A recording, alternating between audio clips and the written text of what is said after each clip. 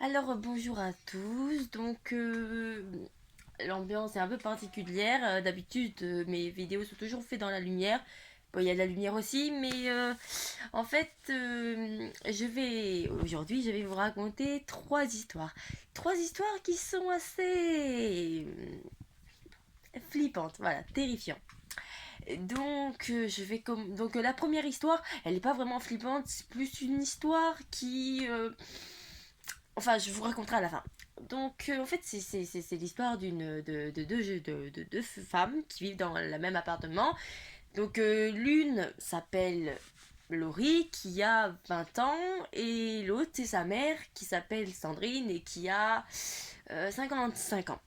Voilà, donc de là, rien de spécial. Elles vivent tous les deux dans le même appartement, il n'y a pas de problème. Elles cohabitent ensemble. Hein. Attendez, elles cohabitent ensemble. Et ce qui se passe, c'est que Laurie, elle travaille. Elle travaille et à une certaine heure du soir, elle rentre. Et normalement, elle finit son travail à 17h. Donc entre 18h et 18h30, elle est chez elle. Parce que le travail est loin et elle met du temps à rentrer chez elle. Voilà. Mais un matin, Laurie part au travail. Mais le soir même, à 18h, elle est toujours pas là. Et à 18h30, elle est toujours pas là. Donc, sa mère, un peu dans le s'inquiète. Hein, donc, elle téléphone à Laurie. Mais Laurie, bien évidemment, ne répond pas. Elle laisse des messages et Laurie ne répond toujours pas. C'est un peu flippant quand même. Et de là, elle attend, mais elle répond pas. Il fait nuit et elle n'a toujours pas répondu. Donc à partir de là, c'est un peu flippant, j'ai envie de dire. Et elle veille pendant très tard. Et puis au bout d'un moment, elle se dit bon, je vais aller me coucher. Elle est peut-être sortie avec des amis. Elle rentrera peut-être au petit matin. Peut-être que demain matin, quand je me réveillerai, elle sera dans sa chambre et je me serai inquiétée pour rien. Donc elle va se coucher. Et puis le lendemain matin, quand elle se réveille, elle remarque que sa fille n'est toujours pas dans sa chambre. Voilà. De là, elle s'inquiète vraiment beaucoup. Hein. Donc elle va voir la police. Elle va leur dire, oui, ma fille n'est pas rentrée depuis la veille au soir. Elle est allée au travail, machin. Mais la police lui dit, oui, mais elle est majeure, votre fille. Ben oui, elle est majeure. Donc du coup, ils ne peuvent pas mettre d'alerte en enlèvement avant 24 heures. Donc du coup, pendant une journée, ils peuvent rien faire. Laurie, oui, j'ai changé le format. Ne faites pas attention parce que j'en avais marre de tenir la vidéo parce que depuis tout à l'heure je la tiens. Pendant une journée, pas de nouvelles, hein, ils peuvent rien faire. Euh, Laurie, Sandrine décide d'aller au travail de Laurie pour leur demander si elle a bien été à son travail la veille quand elle est partie. Et sa collègue qui travaille ce jour-là lui dit mais oui, oui, elle est rentrée, elle est venue, il n'y a pas de souci. Mais Laurie devait travailler aujourd'hui et je lui ai téléphoné, vous savez ce qui se passe. Déjà, ça veut dire que le lendemain, elle devait aller au travail, mais qu'elle n'est pas venue le jour où elle est allée. Donc c'est un peu inquiétant quand même. Elle dit comme ça, ben c'est bizarre, mais Laurie n'est pas rentrée hier soir et ça fait depuis hier, elle n'est pas rentrée et je me fais beaucoup de soucis, elle t'a pas donné de nouvelles. Bah sa copine, elle lui dit bah non, elle m'a pas donné de nouvelles, elle est pas venue au boulot ce matin. Donc elle se rend compte que elle en sait pas plus qu'elle, donc elle cherche pas à comprendre et puis elle se casse et puis elle s'inquiète, hein, ce qui est normal, hein, comme toutes les mères, hein, quand on sait pas où est son enfant, c'est un peu inquiétant. Et puis elle téléphone, mais sa fille ne décroche toujours pas. Elle appelle le petit copain qui, lui, ne sait rien. Il savait même pas de base que Laurie avait disparu. Donc voilà, c'est vraiment chou blanc. Elle sait pas. Elle sait pas. Et le lendemain matin, le lendemain, elle va à la police. Et là, la police fait un alerte en enlèvement parce que ça fait 24 heures qu'on n'a pas de nouvelles de Laurie. Et Sandrine, en rentrant chez elle, elle est dévastée, elle appelle sa fille. Sa fille ne rentre toujours pas. Mais par contre, quand elle va rentrer chez elle, il va elle va découvrir quelque chose qui choque en général. Sa porte est défoncée. La porte de chez elle est défoncée. Elle rentre et et elle se rend compte qu'il manque un ordinateur à elle. Donc, ce qui fait qu'on est rentré pour cambrioler. Donc, de là, c'est un cambrioleur. Mais bon, elle fait le tour et à part l'ordinateur, rien d'autre a disparu. Donc, elle se dit, bon, bah, c'est chiant.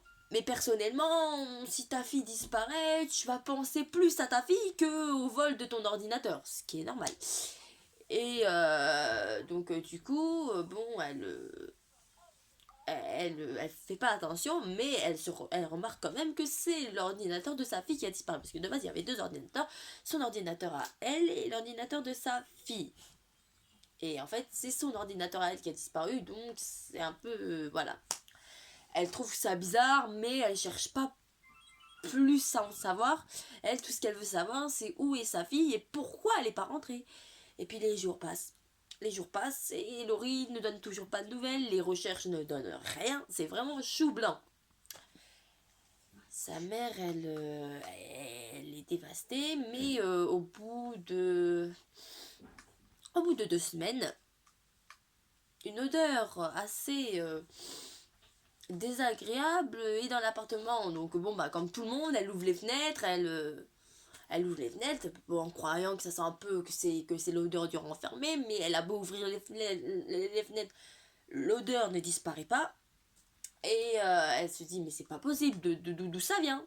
Donc du coup bon bah elle dit bah c'est peut-être mon appart, je l'ai peut-être pas assez lavé, donc elle fait le ménage. Elle lave et quand elle va passer le balai sur son lit, il y a quelque chose qui va bloquer. Quelque chose. Elle se baisse, elle voit un énorme drap, un énorme truc blanc.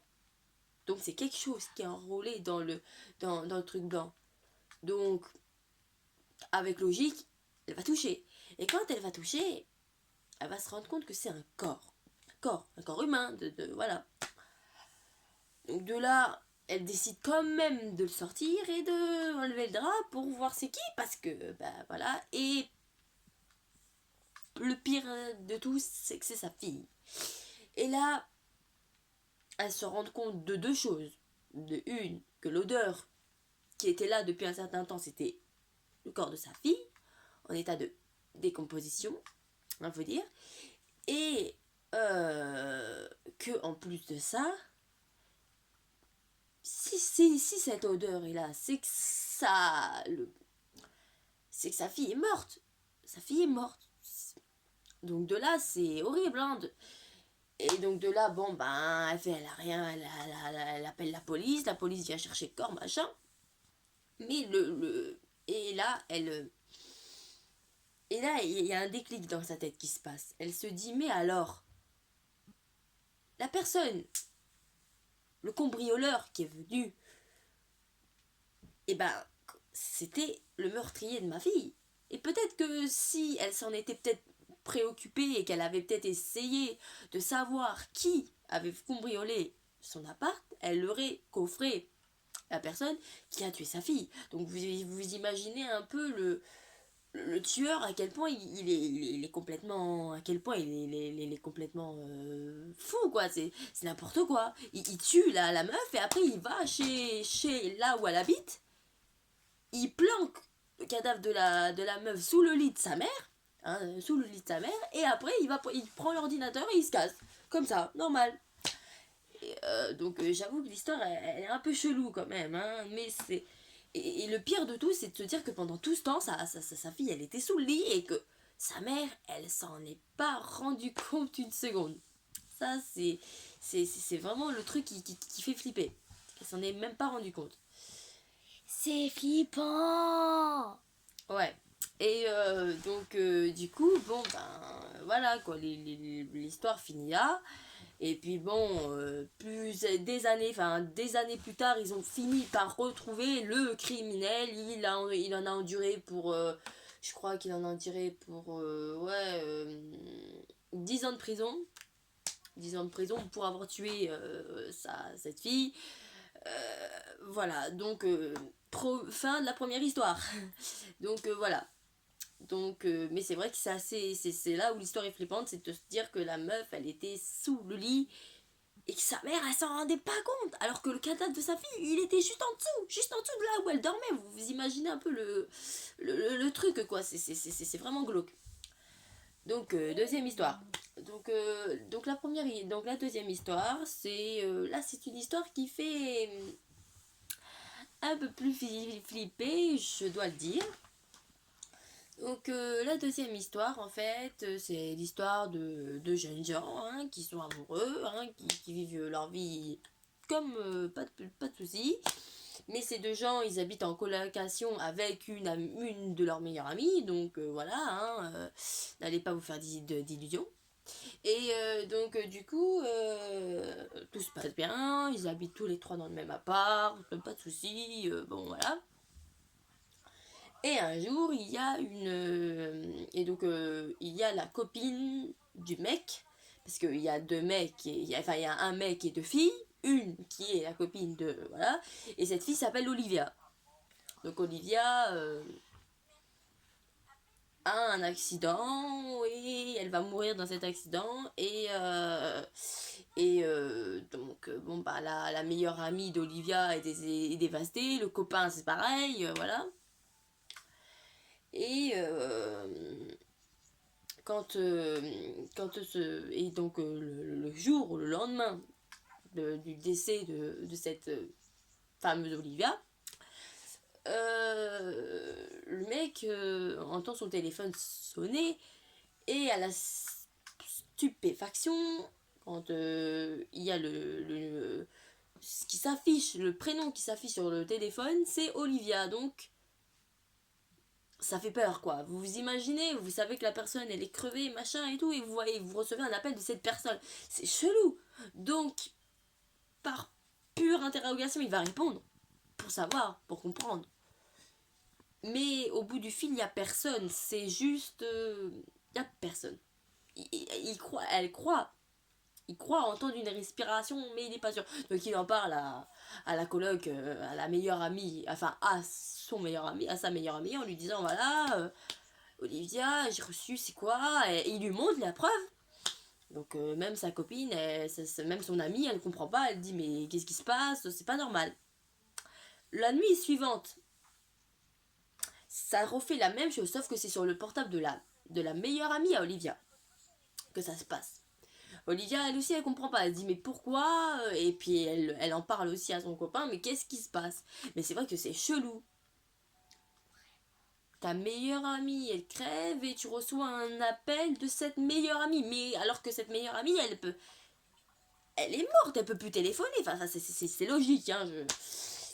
Donc de là, ils se posent de réelles questions, et puis bon, ils se disent que c'est peut-être le portable d'Olivia qui est allé dans de mauvaises mains, et c'est quelqu'un qui l'a récupéré, qui l'a fait des bordels. Donc du coup, ils vont à l'hôpital, voilà, et ils demandent par rapport, et ils demandent qu'est-ce que...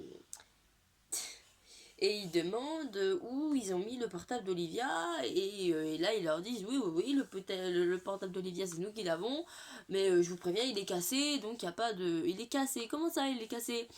Donc ils lui rendent le téléphone, même si voilà, et ils se rendent compte que le téléphone est cassé, mais l'écran est vraiment bien pété, et quand ils essayent d'allumer le téléphone, ben ça marche, mais on voit que la moitié d'écran. Donc déjà, comment on peut appeler avec un téléphone alors qu'on voit que la moitié de l'écran? Déjà que nous, quand on voit la moitié de l'écran d'un téléphone, ben on peut plus rien faire, c'est foutu, donc en général on le jette. Donc comment une personne téléphoner? Parce que là, il y a deux choses bizarres. La première chose bizarre, c'est que le téléphone est resté à l'hôpital. Il était dans un carton.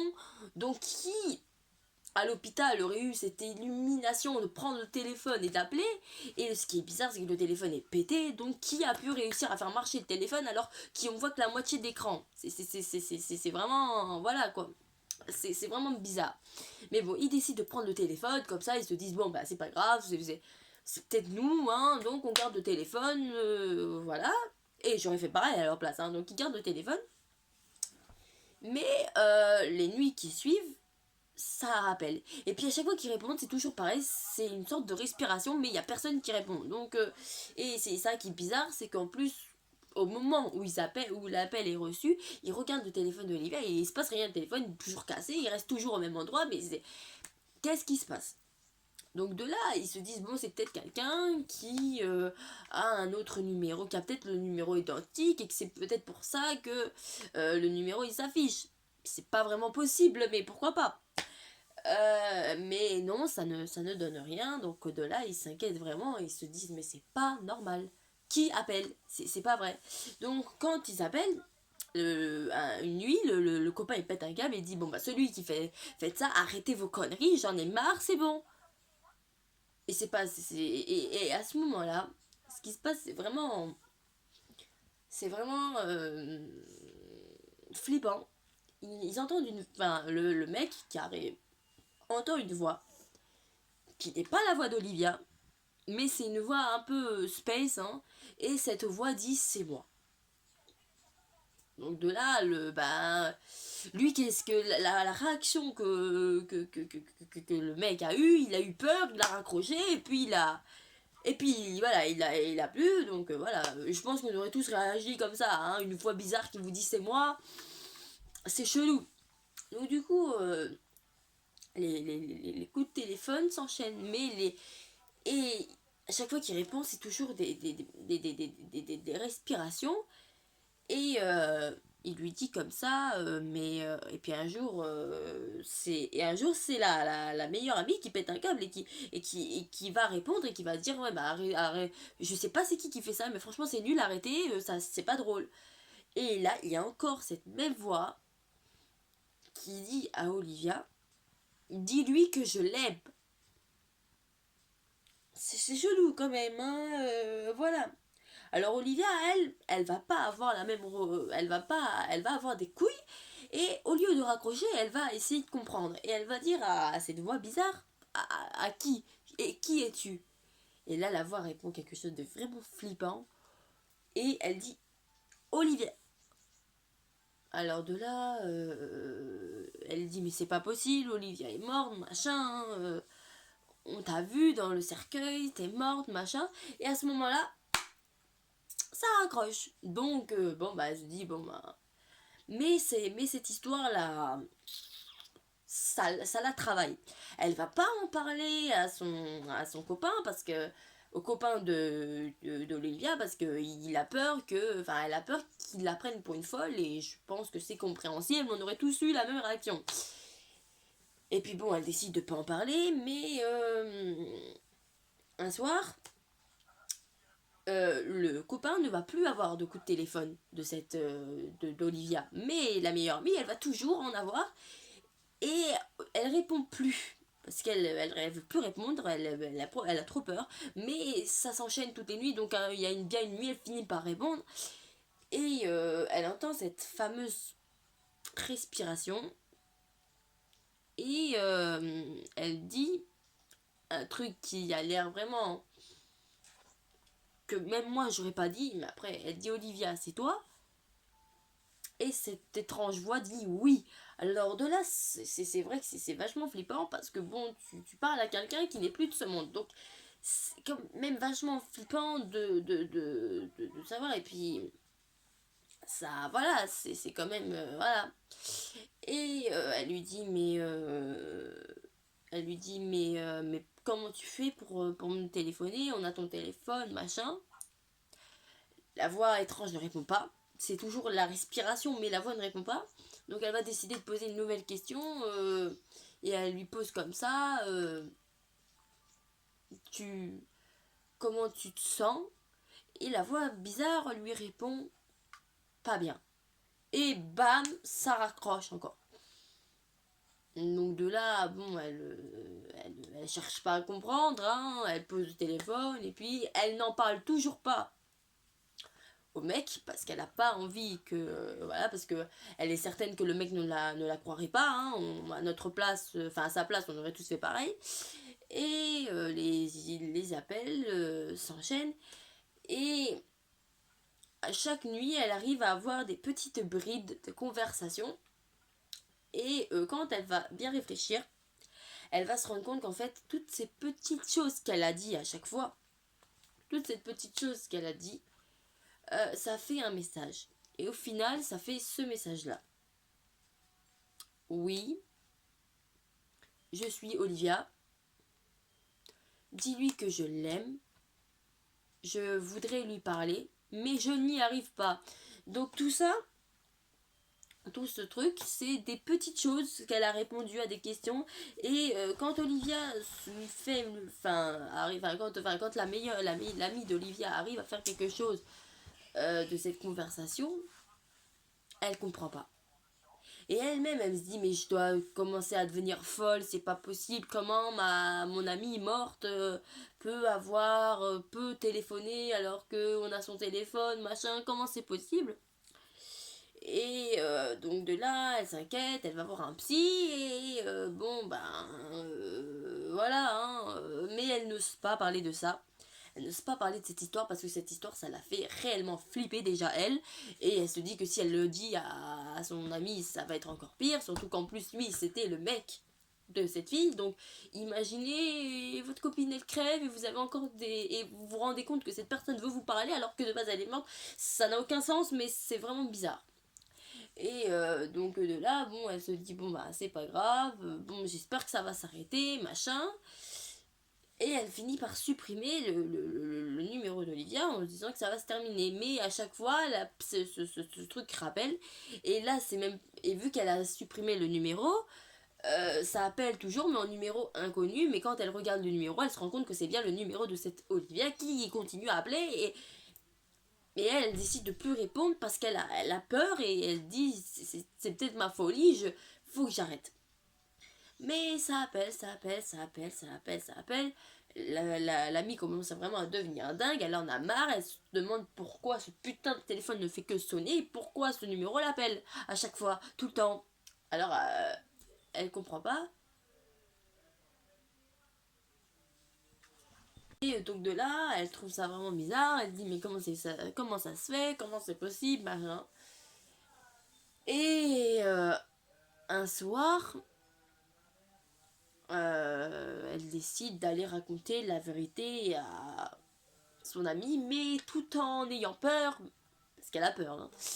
Et elle lui raconte ça, justement. Et son copain il reste pétrifié, et je pense qu'on aurait tous été pareil, il reste pétrifié, et puis lui il dit mais pourtant moi, ça fait des nuits et des nuits que je n'ai plus cet appel, mais pourquoi toi ça t'appelle et pas moi, et puis d'où ça vient, et puis le copain réagit d'une manière con, mais on aurait tous réagi pareil. Et donc du coup, voilà, il y a ce truc.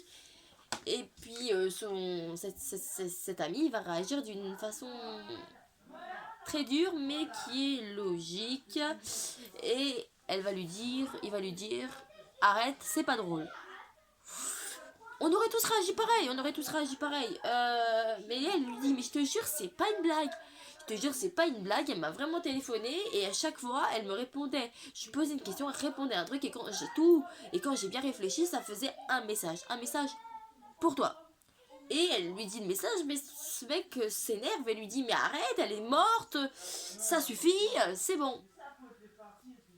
On aurait tous réagi pareil. Donc elle s'y attendait, du coup elle insiste pas et puis elle décide de continuer à faire ce qu'elle a à faire et voilà. Mais le truc qui va se passer, c'est que ce mec va recevoir un message qui vient d'Olivia, hein, bien évidemment, et qui lui dit ce que t'as dit Evelyne, donc Evelyne est la meilleure amie d'Olivia, c'est vrai. C'est flippant.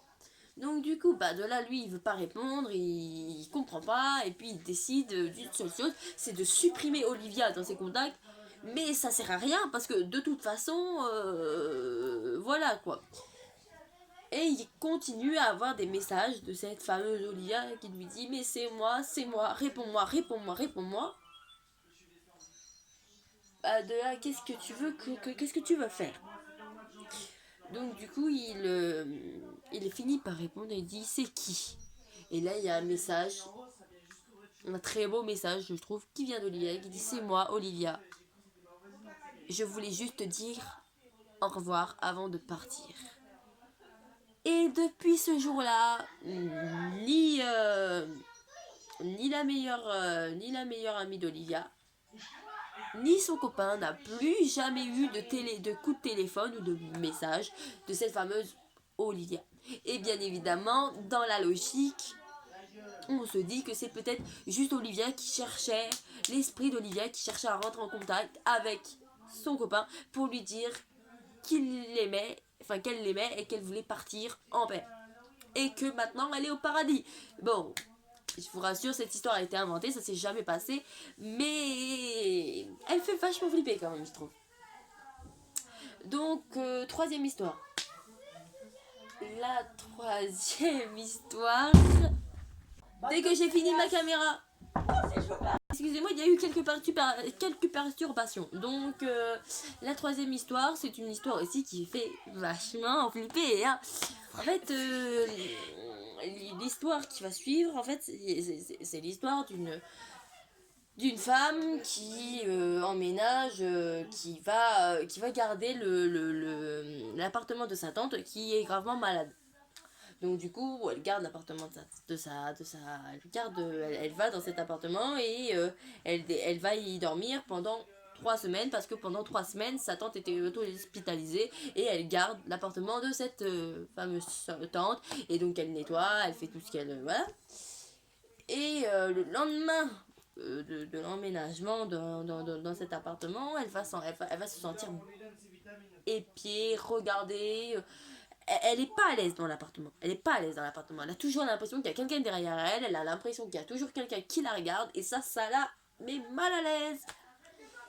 Et sa tante lui avait dit qu'il y avait une salle qu'il ne fallait certainement pas ouvrir. Alors pourquoi ? Elle ne sait pas, mais elle ne cherche pas à ouvrir cette porte. Et puis bon, bah elle s'en fout. Et puis... Mais comme toutes les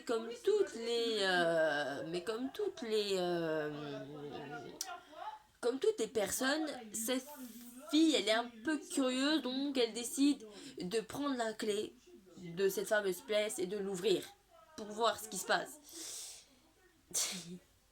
Et elle va découvrir une chambre d'enfant. Sa tante qui n'a jamais eu d'enfant, donc qu'est-ce que cette chambre d'enfant fait dans son appartement ? C'est bizarre.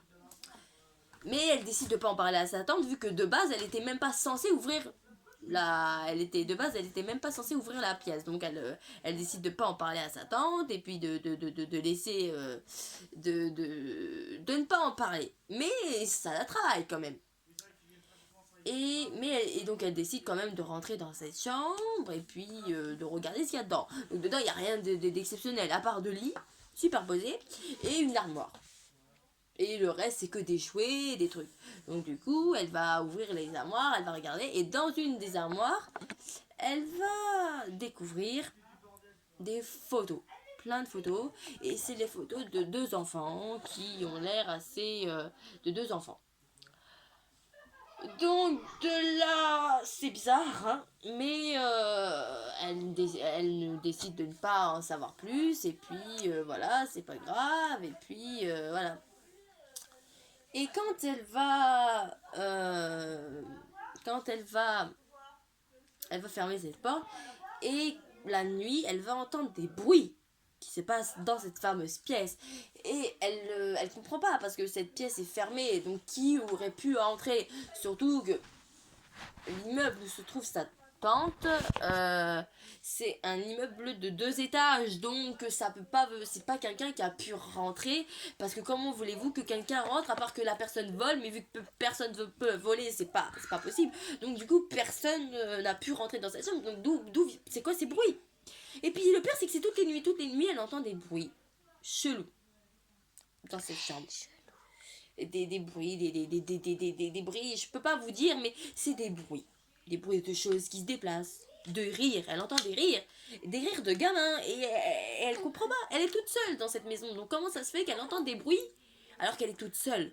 Donc de là, ben, elle se chie un peu dessus, et puis un jour, elle décide de prendre ses couilles à deux mains, et d'aller voir sa tante et de lui dire, bon, tante, enfin tati, j'ai fait quelque chose que je devais pas faire, j'ai ouvert cette fameuse chambre, et j'ai ouvert la porte qu'il fallait pas ouvrir, et je suis tombée sur une chambre d'enfant. Tu n'as jamais eu d'enfant, alors comment ça se fait que cette chambre se trouve chez toi? Comment c'est possible? Et j'ai trouvé ces photos. C'est quoi? C'est qui? Alors de là, sa tante réagit un peu mal. Déjà d'une, elle lui dit, tu n'avais pas à faire ça, tu m'as désobéi, mais bon, je vais te répondre. Et sa tante lui dit quelque chose qui fait assez froid dans le dos, elle dit, j'ai eu des enfants. Donc d'accord, en fait elle a eu des enfants, mais voilà, elle a eu des enfants. Mais rien que l'expression j'ai eu des enfants, ça veut dire que elle en a plus maintenant. Et que voilà, on a tous compris. Donc elle lui dit que oui, elle a eu deux enfants et que ses enfants sont morts dans des circonstances très horrible, mais qu'elle ne veut pas en dire plus parce que cette histoire, ça ne passe pas. Du coup, ben, la fille ne cherche pas à savoir, elle laisse sa tante, et puis bon, voilà, elle est plus rassurée parce que elle comprend la présence de cette porte dans cet appartement. Mais les bruits continuent, et c'est ça qui est bizarre, c'est que les bruits continuent et c'est de plus en plus fort. C'est de plus en plus fort, et c'est ça, le pire, c'est que c'est de plus en plus fort. Et les bruits s'intensifient, donc plus les nuits passent et plus les sons commencent à devenir plus forts. Et un jour, il y a un énorme boom, et en fait, c'est quelque chose dans la chambre qui s'est cassé. Et dans cette chambre, il y avait une télé, et c'est la télé de cette chambre qui s'est cassée la gueule. Et de là, elle se dit, mais comment c'est possible que la télé soit tombée comme ça, alors que de base, bah, il y avait personne. Elle se chie dessus, elle se chie dessus. Et à cette fameuse maison, il y a aussi des escaliers. Et à côté de ces escaliers, et dans la cage d'escalier, elle se sent très mal à l'aise. Elle a toujours cette putain d'impression que quelqu'un est derrière elle. Et c'est fou, mais dans des moments comme ça, tu peux devenir vraiment parano parce que tu sors, t'as l'impression qu'il y a quelqu'un qui te surveille, t'as des bruits dans la chambre d'à côté, dans une chambre qui est vide depuis longtemps, et en plus de ça, ta tante t'avoue que t'as eu des cousins et des cousines, mais qui sont morts, donc c'est quand même, voilà, il y a de quoi devenir fou dans cette histoire. Et donc du coup, bon, bah les 3 semaines s'écoulent, donc du coup elle va enfin pouvoir se casser, et c'est là qu'elle décide de raconter à sa tante tout ce qui s'est passé. Les bruits, les machins, les trucs. Et sa tante va lui dire un truc qui fait vraiment froid dans le dos. Elle va lui dire, écoute, je vais te raconter la vérité, je vais te dire comment sont morts mes enfants. En fait, ce n'étaient pas mes enfants, c'était les enfants d'une amie à moi qui vivait ici avant. Ok, donc tu m'as menti la dernière fois, hein. Ce ne sont pas mes enfants, c'était les enfants d'une amie à moi. Et en fait, ces enfants ont été assassinés pendant qu'elle n'était, enfin, ces enfants ont été assassinés devant ses yeux par son propre mari. Et donc le mari, il a vraiment fait des choses terribles. En fait, il battait les enfants. Il les enfermait dans cette chambre pendant des heures et des heures, sans leur laisser la possibilité de sortir. Il les a battus, frappés, frappés, frappés. Et il a fini par prendre un des deux enfants. Un des deux enfants, il l'a balancé dans la cage d'escalier. Donc quand tu tombes de 2 étages, surtout si t'es un enfant, tu te relèves pas, hein, c'est logique. Et il a buté le deuxième enfant dans la chambre pendant que... Et il l'a buté vraiment d'une façon terrible. En fait, il a pris un couteau et il a poignardé dans son lit pendant que le gosse dormait, donc voilà. Et ces enfants, il y en avait un qui avait 6 ans et un autre qui avait 5 ans. Et franchement, c'était horrible parce que ces deux enfants, c'était vraiment des petits. Et ce mec a assassiné ses enfants. Et elle raconte que son ami que son amie a tué ce mec parce que ce mec avait tué ses enfants et qu'elle s'est retrouvée en tôle pour avoir tué ce mec. Donc c'est injuste, hein, parce que en fait la femme, tout ce qu'elle a fait, c'est se venger, parce que se venger en fait. Mais au final, c'est elle qui se retrouve enferrée en prison vu qu'elle a tué le mec. Donc le mec ne peut pas payer les crimes de ses deux gosses. Donc du coup, ben, c'est elle qui paye pour le crime de ce mec, quoi. Et que c'est pour ça que, voilà, mais que quand elle est allée la voir en prison, elle a demandé qu'elle ne touche pas à cette chambre, qu'elle acceptait qu'elle lui donnait sa maison parce qu'elle ira plus pendant un moment, et qu'elle pouvait déménager, toucher, faire tout ce qu'elle veut avec toutes les pièces, mais que la pièce de ses enfants, il ne fallait pas y toucher, et que c'est pour ça que sa tante avait fermé la porte à clé, et qu'elle avait dit à tout le monde, même à sa